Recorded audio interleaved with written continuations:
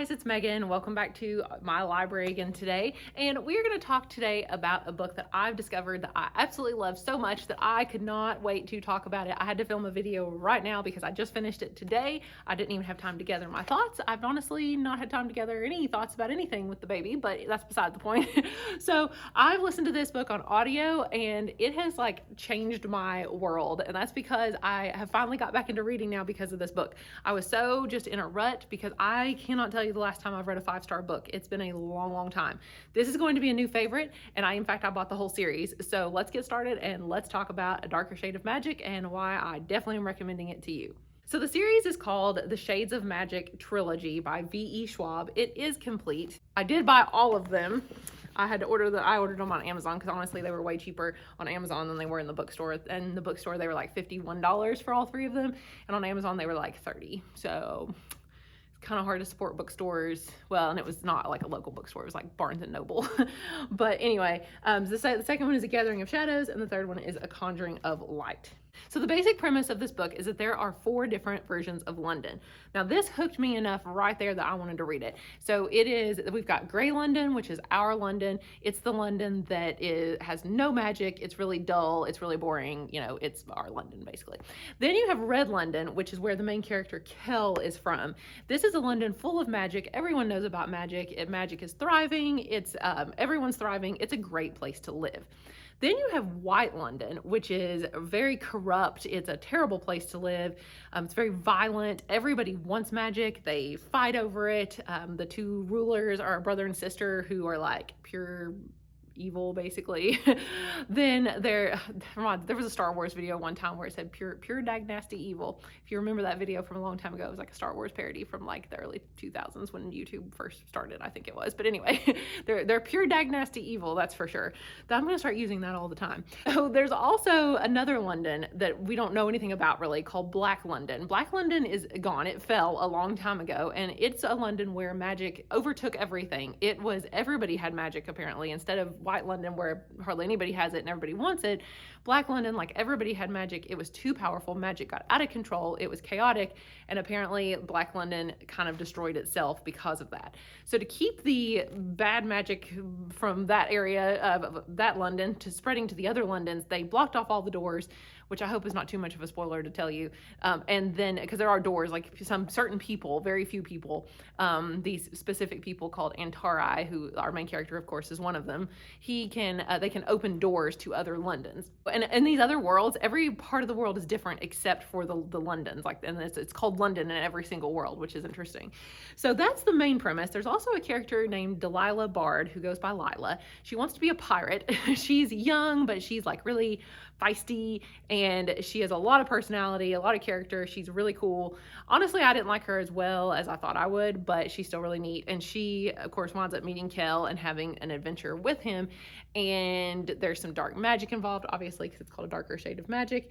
And apparently the rest of the series is about them trying to save all of these Londons from this bad magic that is coming back, and to save magic itself, perhaps, I think, is what it's sort of about. But I loved this first one so much that I just had to tell you about it and tell you why you should read it.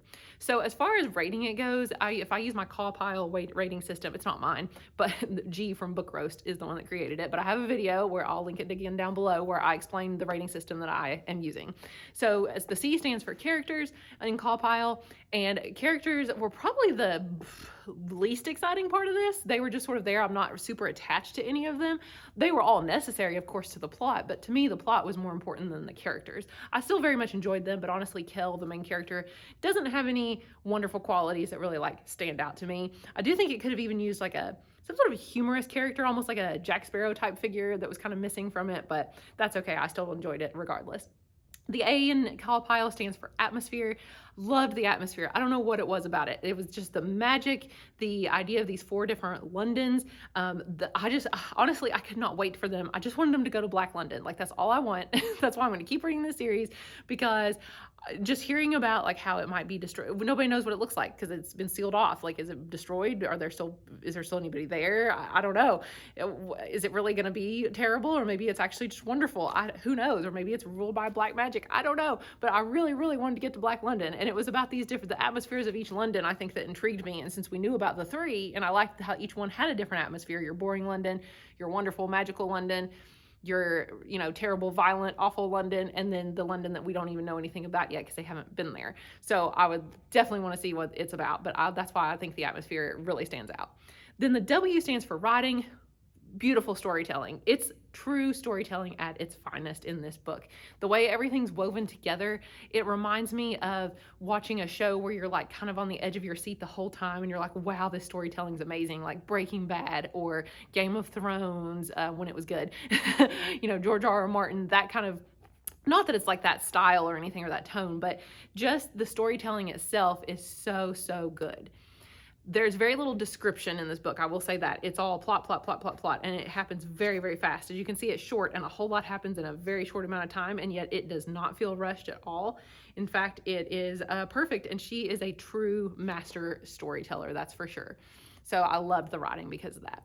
The plot was the thing that intrigued me the most. It's what keeps you going. I came for the plot. I stayed for the storytelling, I guess you could say, is what happened with this book, because the plot also is, of course, super fast-paced and absolutely just amazing. Next is intrigue. Like I said, totally intrigued throughout.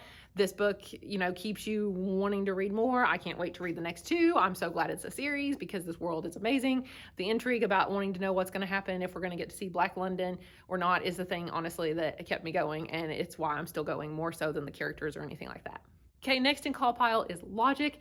As far as logic goes, the logic in this world makes perfect sense anyway, and everything came together very logically. Everything was wrapped up nicely, maybe a little too neatly. I almost kind of wanted, all the bad people not to die and all the good people to live, I guess I should say. I kind of wanted there to be a little more gray area or something in there, but it was still fine. I definitely enjoyed it. And then E, speaking of enjoyment, we have the last letter of CAWPILE, which is in E for enjoyment. And I enjoyed this book immensely, the most I've enjoyed a book in, possibly years. I'm not kidding. This might be the best book I've read in years. So if you don't pick this up soon and try it, then you are really missing out, because I did not realize how much I was going to love V.E. Schwab. And now, just after reading this one book, I honestly trust her as a writer, and I will now pretty much try anything she has ever written. I cannot wait to read the Vicious series because I hear it's really good. I'll even try some of her young adult books because we have This Savage Song in the library, so I'm definitely going to try it. Because if she writes this well and everything, then I trust her no matter what. Maybe even The Invisible Life of Addie LaRue, which everybody talked about constantly, and I didn't think sounded that great, but now I think I'll just read anything that she's ever written. She's going to be like the new Anne Rice for me, I guess, because I'd read anything Anne Rice ever wrote. So I'm not going to compare it to Anne Rice because her writing style is not even remotely the same, but just the sort of the love of it that I already have sort of reminds me of how I felt about the Vampire Chronicles and Harry Potter and things like that. So will this be a new favorite of mine? Probably. Pick it up, give it a try the whole series. I'm going to hope to do reviews of the other two as well, because I'm going to fly through these listening to the audiobooks. Also, highly recommend the audiobooks. The narrator is awesome.